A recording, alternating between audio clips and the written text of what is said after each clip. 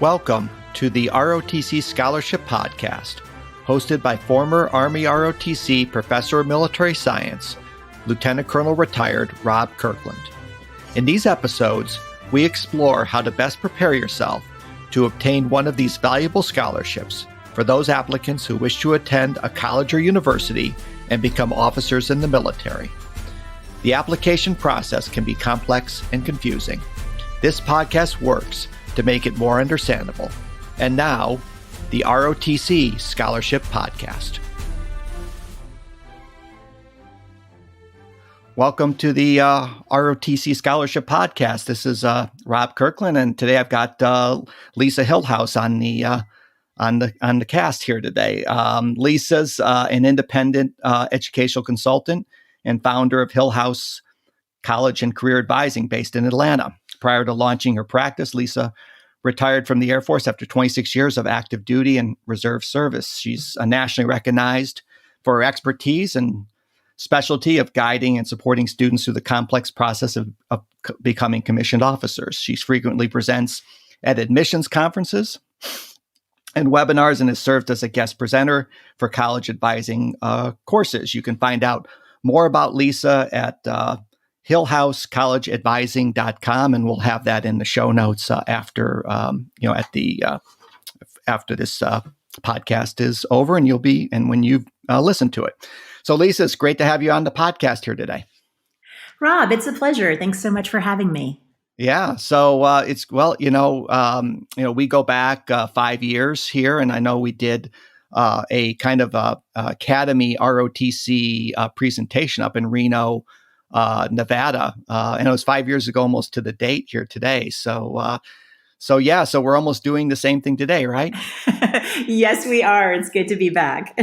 Yeah, great. So what I thought we would do today is kind of just talk to the audience about this ROTC scholarship and service academy application process, and kind of compare and contrast. So what we're going to do is we're kind of going to do a tag team here today and go through some various points about the process, and so that the listeners kind of get an idea of the differences and similarities between the two. I think there's a lot of synergy between the two applications, and there's some differences. A lot of candidates who apply for the academies also apply for ROTC. So, I think you can, obviously, I think there can be this kind of, preparation that I think that can work for both of these applications. So with that, what I've got a list of things to go through here, but I think the first thing that I'll start off, so I'll do the ROTC thing first, and then Lisa, you'll come in and talk about the academies, would be, the thing that all the parents and candidates want to know about is the timeline. In other words, when to start the process all the way through to the end. And so with ROTC, the application is opened on a website. And the application is open in April for the Navy and June for the Air Force and Army ROTC process. So once the application opens up, pretty much most applicants work on the application over the summertime. They complete the essays, they do the physical fitness test, they fill out the rest of the application, upload their transcripts, their SAT, ACT scores get sent to ROTC. And the long pole in the tent, as we call it, would be the interview. And the interview is usually, or should be, in the late summer, about the August, September timeframe, in time for the first board that usually meets in the October timeframe. Now, these dates aren't necessarily set in stone. There's the hard deadline for ROTC is usually the end of the year. So actually, I've worked with candidates who have completed the whole process in, say, 2 or 3 weeks in December, and as long as they got underneath that deadline of the end of the year, they were able then to compete and win an ROTC scholarship. And as Lisa I'm sure will point out after my portion here is that no way that you do that with the service academies. It's just they're a lot harder than that. So ROTC is much more flexible, and you can get it done in a short period of time, and the deadline's at the end of the year. The other thing is the physical, and we had a podcast a few episode or two before about the DODMER physical, or the Department of Defense Medical Exam Review Board physical. The physical is done after you're awarded the scholarship. So once you get the scholarship and you accept it, the DODMER process, the medical process, is started. So that is obviously going to be a difference between the academies and ROTC. So ROTC doesn't commit to your medical exam until after you get that scholarship done. And so generally you're awarded a scholarship off of several boards that take place during the application period. So the boards run from October to April, and you're usually informed about 2 to 3 weeks after the board is complete. You'll get a notification on the application portal, as well as, I believe, by email. And so then you accept the scholarship, and then you're off and running. So that's kind of a broad overview of the ROTC piece. And so, Lisa, I'll turn it over to you, and you can tell them what the difference is with the academies. Thanks, Rob. This is great. You mentioned that you have that podcast on the fitness test for ROTC, and people should definitely listen to that. I do send my students to that. And then you also have the DODMER one on the medical. So again, those are great resources, and they'll go a little more in depth than we will today. But there is synergy that you could harness in this process. And so if I was working with a student who is applying to both an academy, maybe multiple, and at least one ROTC, I actually have them start the nomination process for the academies first. Then we try to get out at least one academy application about 70% done. And that's so their medical is going to be triggered. And then we do the ROTC applications.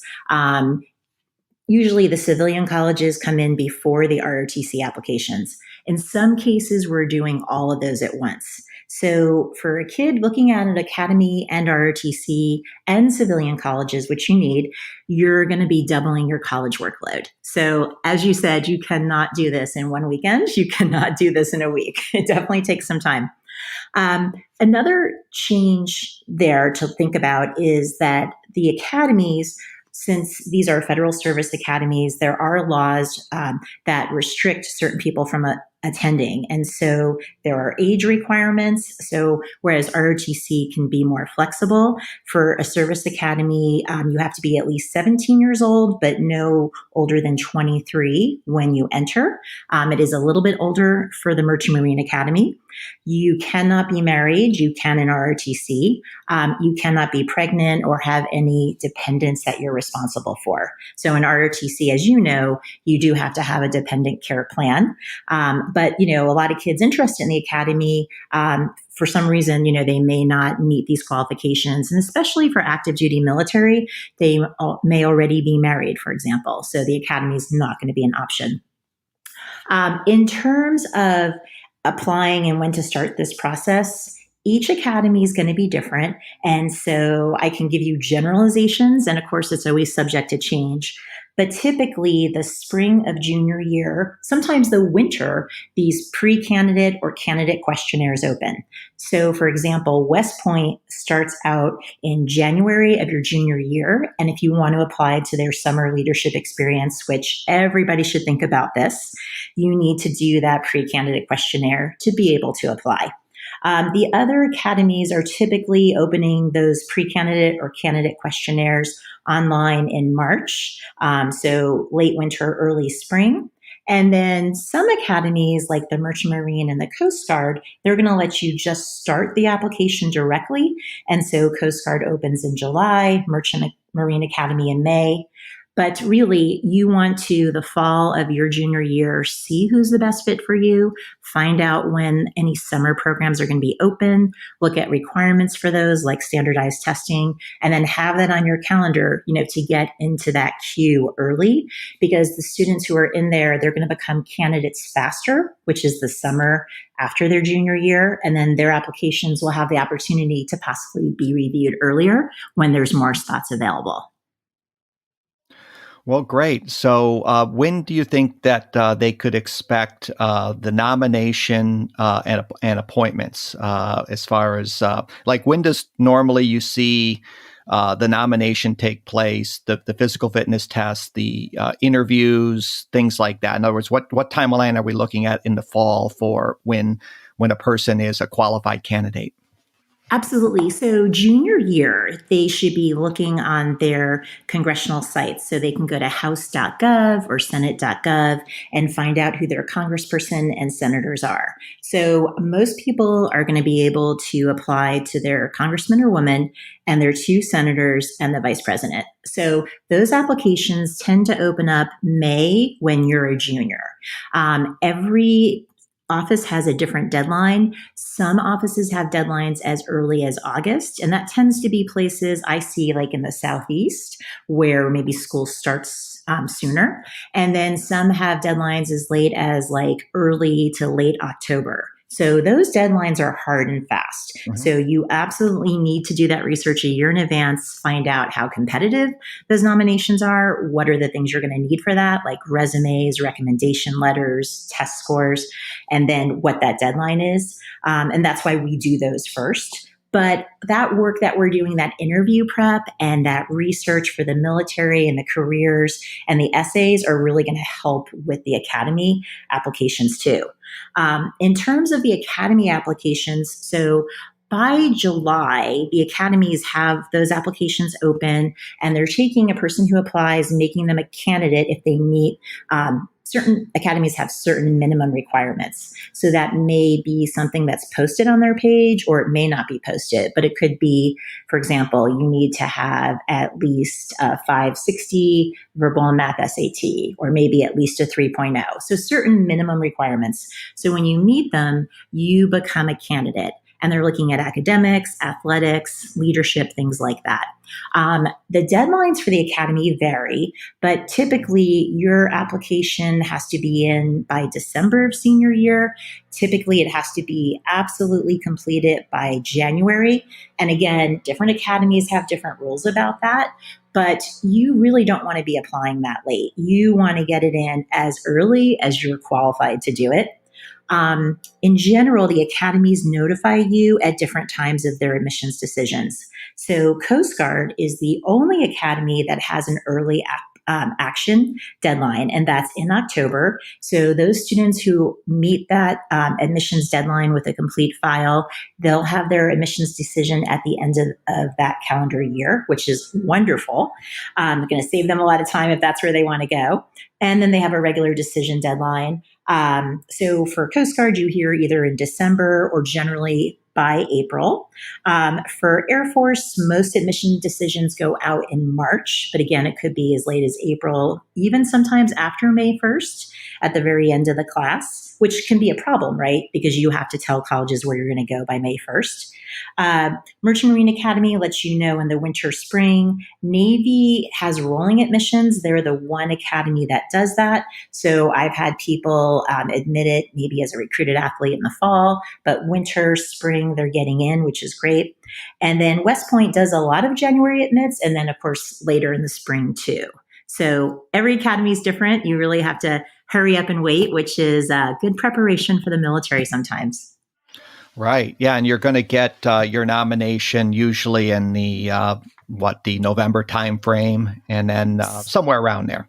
Right. So the congressional offices have to have their nominations to the academies by January 31st. So a lot of times you're going to get answers from your nomination in October, November, December, sometimes as late as January.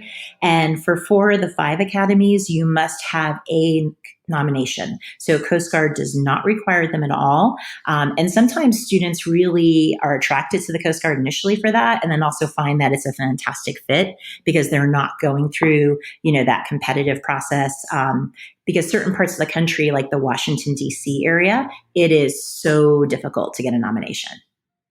Right.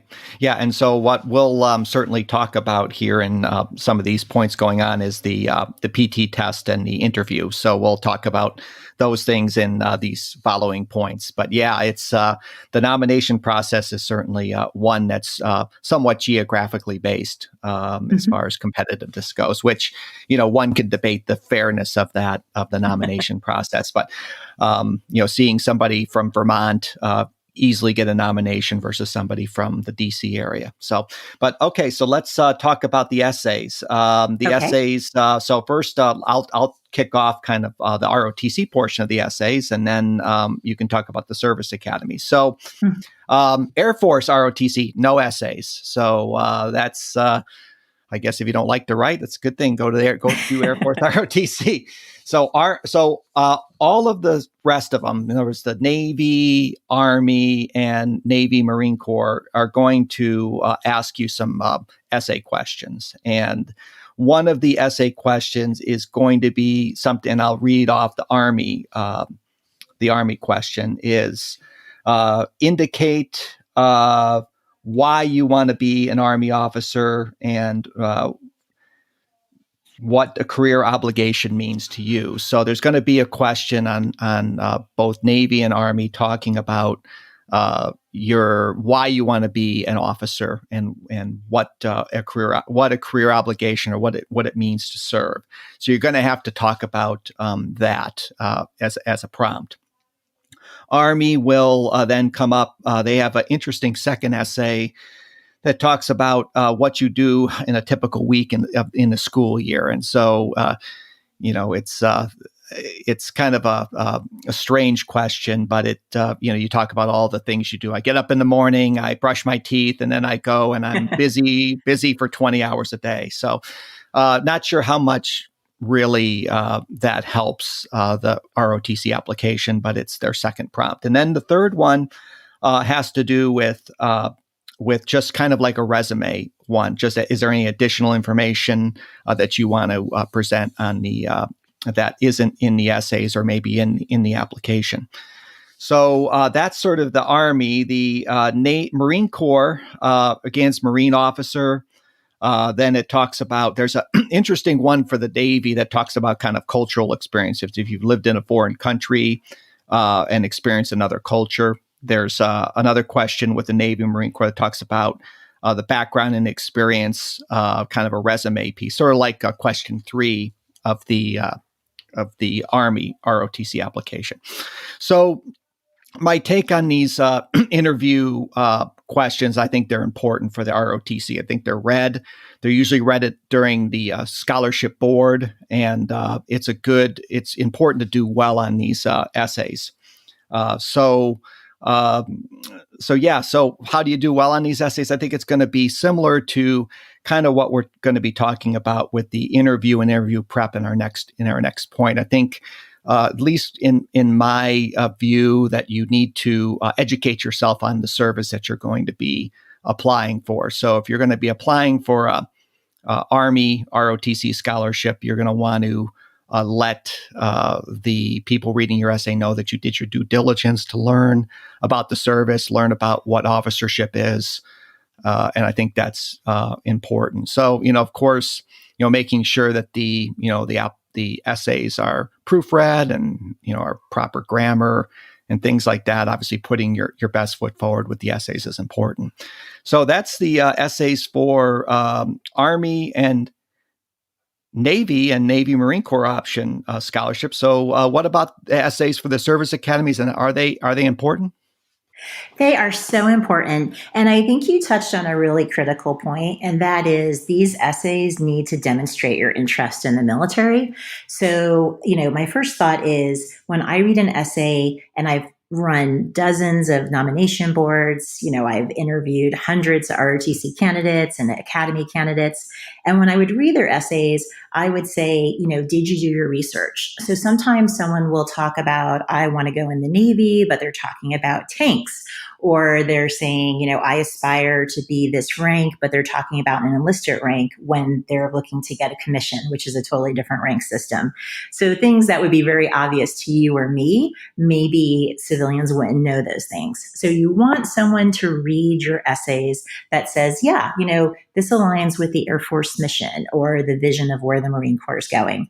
The next thing is you want to be unique. So you want to stand out, but you also want to fit into the culture of the military. So lots of kids will say, more than anything, I want to serve my country. And I think that's a great answer, but you need to go, my third point, like much deeper than that. So why are you so called to serve? Like what's happened in your life? What have you realized that matters to you? And, how are you going to give back and how do you view service? So do your research, be unique and dig deep.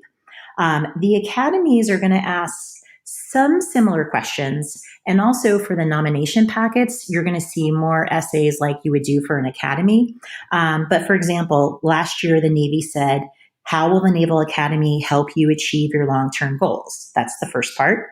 And then tell us a personal experience you've had that has contributed to your character development and integrity. So what all the academies are trying to build are leaders of character. And I could give you some traits that I personally are my favorites. And of course, this is not an exhaustive list. But when you're writing your essays and you're preparing for your interviews and for the academies and nominations, students are going to need letters of recommendation. So these are some of the things that if they apply to the student would be great to hear. For example, to me, an officer needs to be goal-oriented. They need to be forward-leaning and proactive. So in the Air Force, I was always thinking 3 steps ahead. What do we have to do? I'm expecting the best, but I'm preparing for the worst. So I'm always having that backup plan. We want officers who are going to be physically and mentally strong. And today, you hear a lot about anxiety, depression, kids maybe having overbearing parents. You really need to be resilient. And that is a key thing we're looking for. I want to see officer candidates who are selfless, who are mature, and who are willing to give 110%. And so, Rob, if you think about your time in the military, if you can't give 110%, that's when it's time for you to leave because it is not an ordinary job. We may have to go someplace we don't exactly want to live. Maybe we might have a job that wasn't our first choice. We may not like the timing of that assignment, but it's always the needs of the military. So kids really need to do their research and see what's a good fit for me. Some other traits are strong communication skills, being adventurous, being confident. And, for me in my journey, I didn't come from a military family and I kind of stumbled into ROTC and I had a lot of those traits already, which made it a good fit for me. So there's plenty of kids that I meet that have no family history, but then I also have students who have a lot of familiarity. So it's great to know there's kids out there that come from every background. You don't have to be 3rd generation military, things like that. Right. Yeah, absolutely.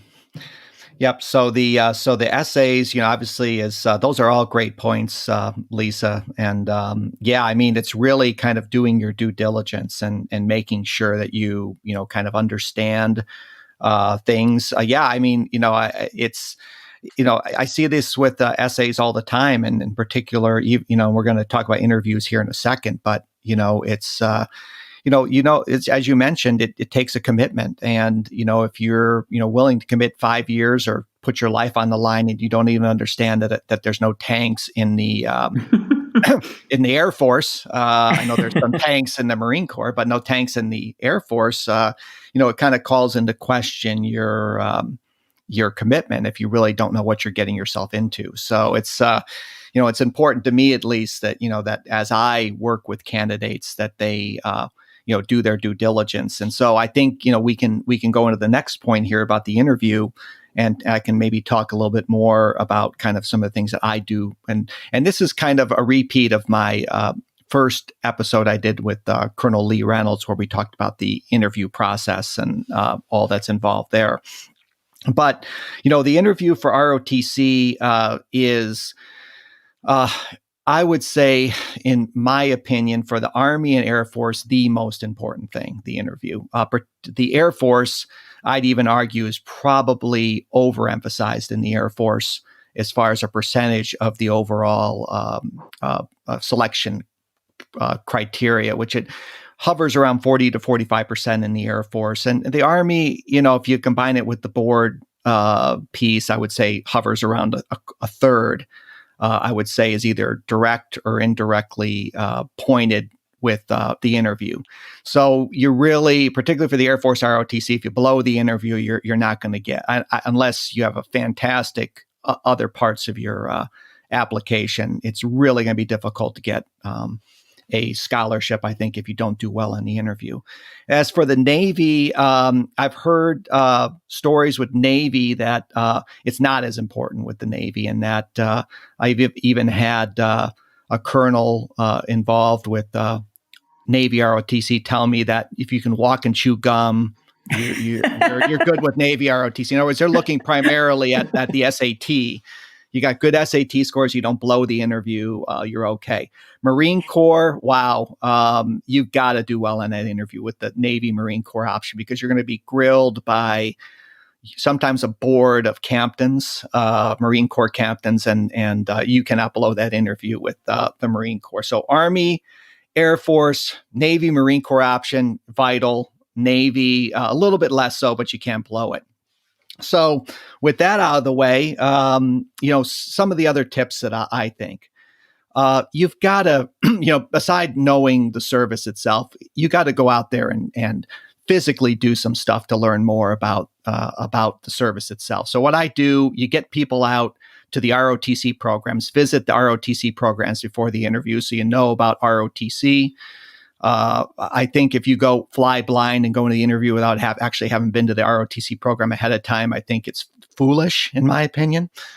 Also, I encourage people to go to National Guard Army Reserve bases and spend a morning or an afternoon shadowing a lieutenant in a program. I think that, along with maybe interviewing some officers, all three of those things, what that signals to the interviewer is that you have done your due diligence in order to learn more about the service. And I would say if you do all those things that I just outlined there, you will be in the top 5% of interviewees if you do that, because the vast majority of them don't do any of those things.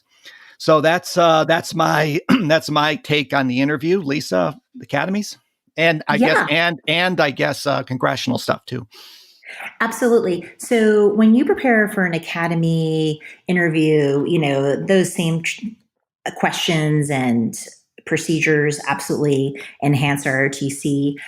For the nominations, that's going to usually be an in-person interview with a panel of military officers, either active duty, reserve, retired, anywhere I'd say from 3 to 5 officers. And they are going to have high expectations for you. And so that's where you're going in with your suit and tie, or your dress pants and dress shirt, or, a very professional looking dress or suit if you're a young woman. That's where you're dressing for the job that you want to get. So look at pictures of Congress people and then dress in that kind of level there. I think that you, as you said, go to the units, sit in on a leadership lab, sit in on a class. Obviously, if you can visit academies, all those things are going to help. You mentioned the ROTC units. There's a couple I want to share that have amazing websites.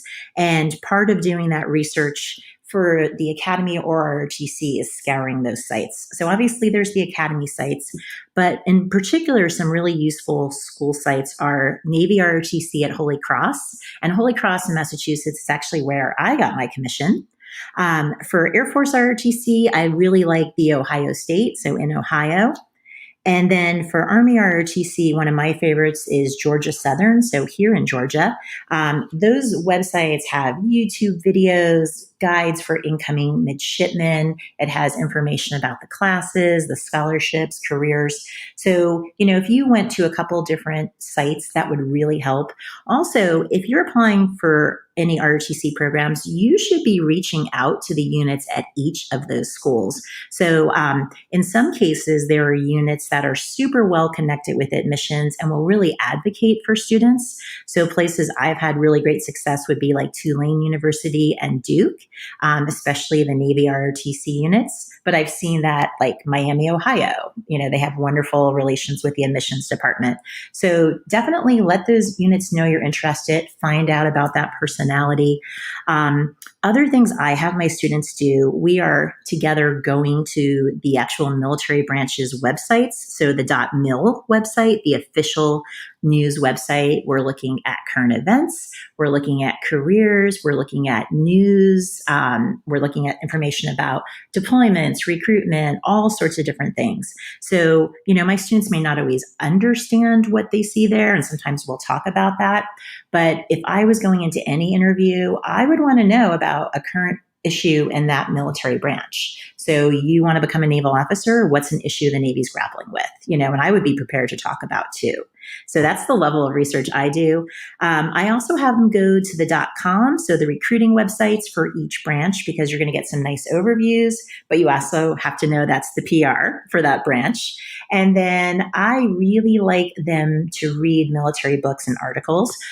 So of course, there's a lot of different news, defense sites and things that you could go on and get, daily email feeds or weekly updates. But I feel like every student should be reading a couple books a year off of the military reading lists. It's not hard to find those. They could start with really simple books like Make Your Bed by Admiral McRaven, which is really inspirational. They could start with his TED Talk. That is the basis for that book, the UT graduation. Or they can go with, more in-depth books on military strategy or books on leadership and other things. So, all those things are going to make you more confident. But I also like to connect my students either with cadets and midshipmen that I've worked with in the past, or talk to the local admissions officers and say, who can I connect with who's from my area? Or maybe they're studying what I want to study, or maybe they're an athlete in the area, that I'm an athlete and we have that in common. So, the more people students talk to, the better they're going to be. Maybe they don't have military officers they know or working with, but then I would say try to find some adults that could do some mock interviews with you and even give them a list of questions and see how well you can answer those. So I like my kids to make a note card, or they can do it, on their phones and have their talking points. And I like them to practice answering and record themselves and then listen back for their ums and yeahs and things like that. So can you practice too much? No, I don't think you can. But when you're finished and you go and you're confident and, you learn from each interview, you're better prepared for that next one. So if a kid came in doing all that, it's extremely rare. I don't see them get a scholarship or a nomination or appointment or all those. Right. And what are some of the prompts that we can expect on these from the academies? Sure. So absolutely. So if you were going to a nomination board, as a board member, I'm going to see your essays, your grades, your resume. So I've read what you said about why you want to serve and what you want to do. So, I'd expect you're going to hit on that. I would say I want you to start with a real elevator pitch, 15, 30 seconds, who you are, why you're there, what you want to do. I also tell my kids to have 2 back pocket questions. So at the end of any interview, you're going to be asked, what else do you want to add? Or is there anything we haven't covered? So I need you to have questions that have not been touched on, especially ones that connect with the person you interview. If it's an interview, maybe it's my blue and gold officer. I've Googled them. I've looked at them on LinkedIn. I've done a little bit of background intel. I want to go in there and, know what we have in common. But I'd also want to, find out about them and any military connections they have. But also expect to talk about, what does leadership mean to you and be able to demonstrate your leadership.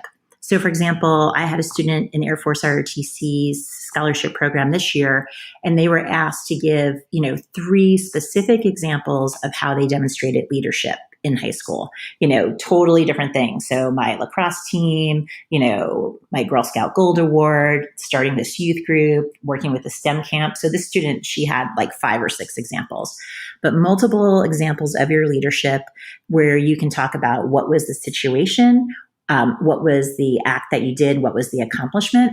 And then I also want you to be able to talk about, what are some strengths you had? It could be those traits we talked about earlier.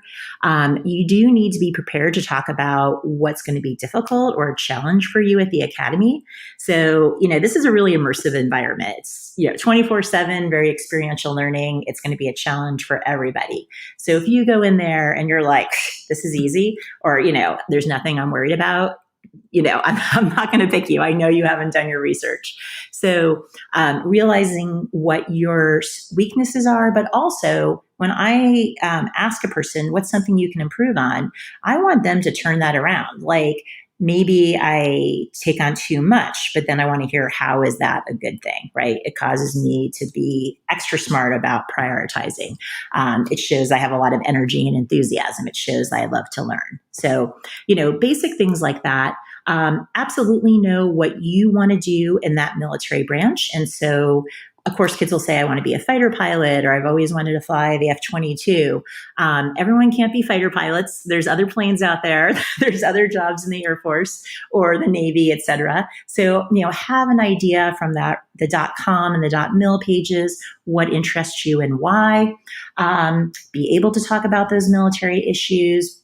Be able to also talk about really important skills, like how do you relate well to people who are different from you, which is often an academy prompt. So how are you with diversity or human relations? Expect to be asked and assessed on how well you communicate, whether that's oral or written, how you compose yourself and present yourself. Showing that you're a team player is really important. So leaders are always followers and team players as well. So I, might want to hear about how you did with that. I also want to know, like we talked about, being emotionally resilient. I want to hear about obstacles you've overcome and hardships. And again, sometimes you see that in the academy prompts. So if you've done a good job with your essays and your interview prep, there really shouldn't be major surprises there. It may be worded a little bit different, but I think if you focused on those areas and demonstrated the interest in the military, you've covered the vast majority, if not all, your bases.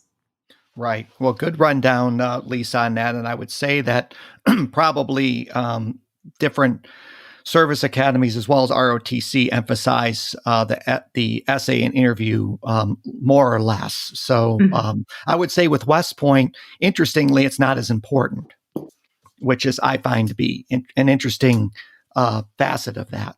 So it is. So what I think the important thing to realize when you go in is what is the relative importance of the interview to the overall appointment process. Right. And there are 2 academies that don't require interviews, and I always encourage students to do them. And sometimes it changes a little bit from year to year. But the Merchant Marine Academy, there's been times where they haven't had an interview, or they encouraged you but didn't require. The Coast Guard also doesn't require everyone to interview. They do ask some, but I always encourage my kids to be reaching out to those reps. So, you have admissions officers at the Coast Guard, you have field reps at the Merchant Marine. For Army, it's going to be the field force officers. For Navy, it's blue and gold officers. And for Air Force, it's the admission liaison officers. So having come from that side, I've worked with people from all those different areas, but they're really advocates and liaisons, and they're there to help, mold and guide and answer kids and get them through that app process, and also connect them with resources. So reaching out early, I've had kids at the beginning of high school reach out to those officers and say, hey, I want to get on the radar. My goal is to go to Merchant Marine Academy. What are some things I should be thinking about?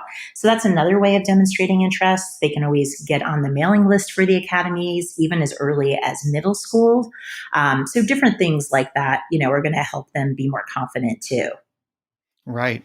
Yeah. So you want to do well on the interview no matter what, but there's, obviously certain institutions and that are emphasize it more than others. Let's go on to the next point, which all the service academies and ROTC emphasize, and you can't blow it. It's the SAT, ACT settings. Now, I can say that for a fact across the board is that you can do a mediocre interview, a mediocre essays, be mediocre in other areas, but if you don't get a good SAT or ACT score, you're sunk. And that's pretty much it. So you've got to do well on these things. Army and Navy Marine Corps does a super score, and the best sitting for Air Force ROTC. And I know, Lisa, you'll talk about the service academies, but from my research, that's the best way to move the needle if you want to get a scholarship. Navy in particular, I would say of all four, is absolutely vitally important with the Navy ROTC scholarship. That I've heard from my various sources that if you're not around a 1400 or close to a 1400 SAT, it's really difficult to get a Navy ROTC scholarship. So it's important to do well, important to take it multiple times. Air Force is best sitting. So you don't super score, but there's really in almost all cases nothing to be lost by retaking the SAT or ACT or both multiple times, as long as you feel like you can improve significantly on the test. So again, the earlier you prepare for these college standardized tests, I think the better. Absolutely. As you said, test early, test often. I have a young lieutenant who just commissioned from the Air Force Academy this month, and he took every ACT his junior year. I've never had anyone do that before him, but he was like, I will do anything to get in. I just want that 30. I want to say he wound up with like a 32 out of 36 in the end. But that was his goal, and he was working on this for 3 years, like that whole application process and getting himself ready. Some things to think about. So as a college advisor for a non-military kid, I'm not going to say, test early and test often, because it is, as you said, specific to the military. But we don't know if the writing portion or the essay of the ACT and SAT are going to go away. I think that that's in the cards. But currently, West Point requires you to take the test with writing, as does Air Force. And so the other academies don't use that, but it's important for students to make sure they know what requirement. So to take it, right now it's still a requirement. We're recording this in May of 2020. So, during the pandemic, right now, all the academies and ROTC programs are saying they're still going to require test scores. I think if we get to December and there haven't been, in-person tests and the online testing is just beginning, the people I've spoke with said, we may have to reassess that later, but they're still hoping, kids are testing as best as they can or have. I would say for me, for an academy student, if they've already completed Algebra 2, which in some cases includes trigonometry, they're ready to start preparing for either the SAT or ACT. So I, in an ideal world, will have them preparing that summer going into junior year. I'm doing that this year, although, I know those kids are going to have a hard time testing in the fall. But what matters for the academies is that if you are applying to a summer program like Summer Seminar with Navy or Air Force, or AIM for Coast Guard, or Summer Leadership Experience for Army, you're going to need a standardized test score. So in some cases, they'll take a PSAT. This year, we don't know if we'll be able to have kids take that in school. That's really up in the air. But it's really better if you have an actual SAT or ACT. And I really like kids to have that in December of their junior year, because those applications open up as early as December for Air Force, January for Army, February for Coast Guard, and Navy in January. So if you don't have a standardized test score, then you're not going to be able to apply. And then usually my juniors are testing, the spring of their junior year. This is an anomaly year. And then Typically, there are some summer tests and early fall. So I can't tell you, how important it is. If you looked at an academic profile of a typical academy, I'm going to lump them all together. So you are looking at about a 3.87 cumulative grade point average out of a 4.0. So a 387 out of 4.0 is very, very high. And then in terms of standardized tests, a 30 ACT out of 36 is kind of getting you into the big leagues and making you really competitive for an academy. So those average composite scores are around a 30. How you do in the English and the math sections particularly matter to the academies. And then if you're in taking the SAT, it would be the high 600. So like that 660, 670 is an average score. I tell you these are averages knowing that some people taking them are first to go to college. They could be immigrant students. English may be their second language. But I also have students that, have had 25 hours of one-on-one test prep, right? So that's kind of that spectrum. You're also going to have active duty military or reservists who've taken this test. So, if I was looking at an active duty sailor who wanted to go to the Naval Academy, I'll take a lower ACT score for him because I know he's, combat ready. He's had these life experiences. So for a typical high school student, just get the best score that you can. I've definitely seen students get directly into the academies with lower GPAs and lower test scores. But in general, about the lowest I've seen someone get directly in has been about a 365 out of a 4.0 and about a 25 composite. I'm not saying no one gets in below that, but that's usually the lowest for getting directly in. And that really tends to be someone with very extraordinary circumstances or really great talents that they're trying to recruit. Okay, well, great summary there, Lisa, of that. And so the takeaway obviously is to to take them as much as possible and to do as well as possible on those on the SAT and ACT. And I don't see, even though California, the UCs have eliminated the SAT or standardized test, I don't see that happening with the service academies anytime soon. So let's move on to fitness tests here, and these are important again for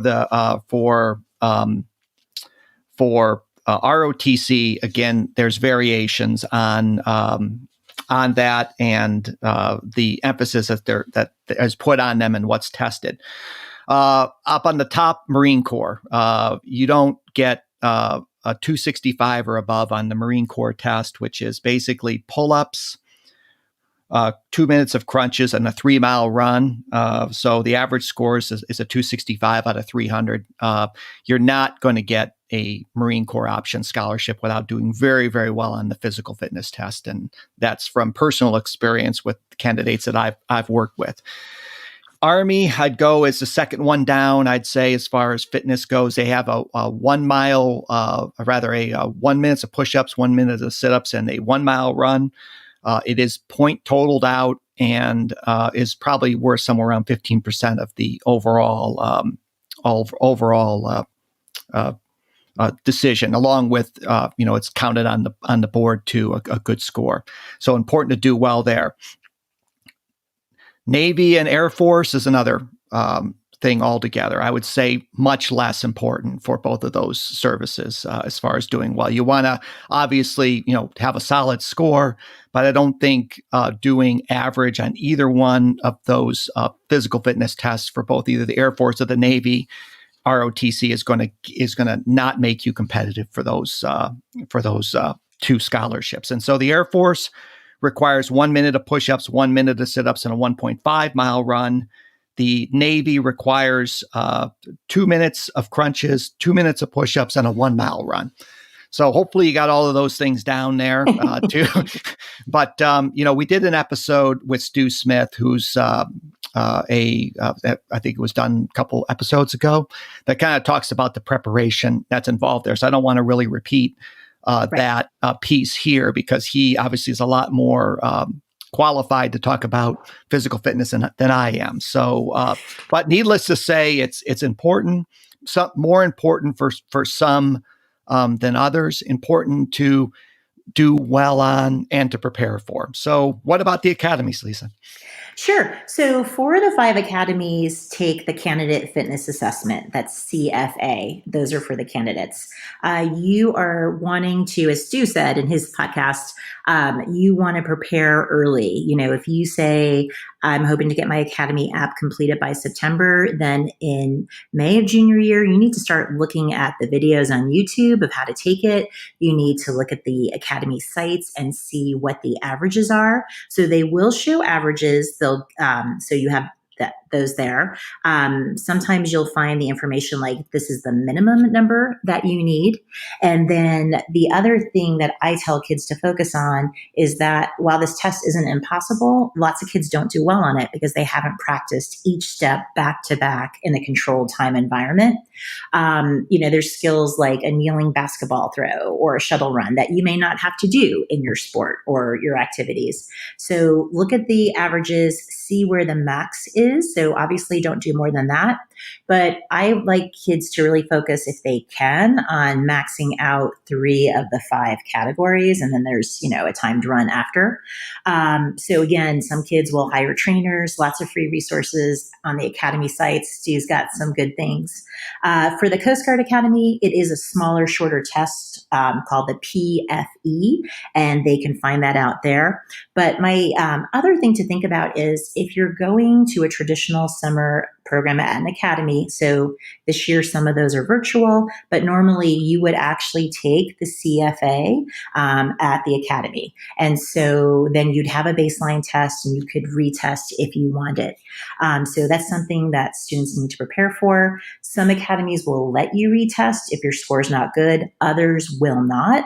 My other big piece of advice is kids always tell me, I'm going to wait till football season's over, and then they break their hand and they can't finish up in time. So it's important that you plan to take the test early and you're ready for it in case you get injured and need rehab time, because if you don't make it in a timely manner, your application is not going to be considered, or you could lose that chance in an appointment. Oh, that's really good advice. And yeah, getting that CFA done early is obviously very, very important to the overall process. So that's great, Lisa. Great point. So what I thought we would wrap this up with, Lisa, is kind of talk a tiny bit about activities and then a major takeaway. So Okay. for me with activities, boys state, girls state seems to be a big thing with the academies. And I think you could probably reinforce that. I think some military propensity, if you can show that. I think one of the low impact ways that I shouldn't say low impact, but one of the ways you could do that is through Civil Air Patrol. And I just had an episode with the head of the Delaware wing of the cadet programs for Delaware wing, John Lorenz, who I went to high school with. And we talked about Civil Air Patrols at kind of demonstrating the military propensity piece. Definitely respected by all the academies and ROTC, but I think particularly by Air Force. And then, varsity athletics, I think that is, and being a team captain is important, and then leadership positions in your school. So all of those are kind of things that I think are, important activities to have for either the ROTC application or the academies. Anything, Lisa, to add to that? Sure. I'd add a couple things. So in terms of those military programs besides Civil Air Patrol, definitely look at Sea Cadets. Another program is Young Marines. So Sea Cadets or Civil Air Patrol is all over the country. Young Marines a little less so. If you are looking at boy state or girl state, you actually get more points if you have certain positions in that program, such as lieutenant governor or governor. So that's really those kids who are out there, super kids. So definitely look at that. In terms of leadership in your school, not just student council or clubs or not just sports teams, but where can you develop leadership in your community? So maybe you could have like Johns Creek Youth Leadership Advisory or Moraga Youth Committee. So there's definitely communities. The Rotary offers leadership programs as well. Don't forget those Academy summer programs we talked about, including the Navy STEM program for younger students. And then another thing that students don't know about is that there's a lot of military organizations out there that they can volunteer with, including the VA hospital system. There's groups that support our troops, including Blue Star Moms and other groups like that. So that's another way to get some good leadership experience that sets you apart from others. Right. And remember somebody telling me with the Army, with the West Point, is that if you have to choose, they said if you have to choose between Girls State, Boys State, or the summer seminar, take Girls State, Boys State. Absolutely. That's a quote. So West Point has told me that too. So in other words, do not think that you have to go to the summer seminar in order to be able to get an Academy appointment. Absolutely. Yes. So I just want to emphasize that. Good. Yeah. And then in terms of takeaways, if I had a couple pieces of advice real quick, number one, as I said, begin the Academy research preparation process early. I think 8th grade is not too early to plan a STEM curriculum and leadership activities and push and grow. The next thing is, this is a lengthy, detailed process. So the academies are evaluating you on how you do with that, because you're going to need those skills like to do well there. So have an action plan, double, triple check, keep copies. Early is on time is late. So get all those things in a few weeks before the deadline. And then lastly, have a backup plan. And so I am always encouraging Academy kids to also apply to the ROTC scholarship. If you're not eligible for a scholarship, plan to apply and go to a college that has ROTC, you can absolutely reapply. Many kids get in on their second attempt, and actually more get in on the second attempt than the first time around. So don't be afraid to have those options. Some kids will go into the reserves or enlist in the military. So you really have to figure out what your plan is that's best for you. Right. And so preparation is the key. I think understanding the process is very important in my mind, and understanding the relative importance of various parts. Sometimes you can't be good at everything, and you can't prepare for everything. So you have to understand what application that you're applying for and what is emphasized by that particular application source, because not everything is important to each one. As I described to you earlier, if you're sweating the physical fitness test with the Navy ROTC, you're spending hours and hours on the Navy ROTC fitness test, you're wasting your time because it's not as important, say, versus preparing and getting a higher SAT or ACT score. You're busy exactly in high school, and there's a lot of things going on. So understanding the relative importance of things is as important. And so I'd put in a plug for my books that really the Army, Air Force books, and I've got a West Point book coming out that really break down in very exacting detail the point totals and what's important for that Academy or ROTC. So I'd recommend you guys take a look at that. Those books are available on Amazon. So thanks, Lisa, for coming on the podcast with me today. The things that you told were spot on. You've obviously been doing this for a long time, and I really hope that people who listen to this podcast go back and listen to this multiple times, because it really doesn't get any better than this hour-long conversation we've had today. So thanks. It really doesn't. I mean, I think if anybody could sit down and just listen to what we talked about for an hour, and the great thing about podcasts is you can replay it. So exactly. Great stuff, Lisa. And thanks so much for coming on today. It was my pleasure. Thanks for having me. I know you put my website there in the beginning, and it's probably in the notes. And for kids who want more information, whether to work with me or just resources of where to find these academies and scholarships, I also have a media page that has articles, podcasts, webinars, things like that. So lots of free content out there. So just, start early and educate yourself. Yeah, great. Okay, thanks, Lisa. And I'm sure we'll be working with each other in the future. I'd love that. Thank you, Rob. Okay, thanks. Thanks for listening to the ROTC Scholarship Podcast. If you like what we're doing, please leave a quick review. If you have any questions or want more information about ROTC or our consulting services, please visit our website at rotcconsulting.com. Take care, and we'll see you next time.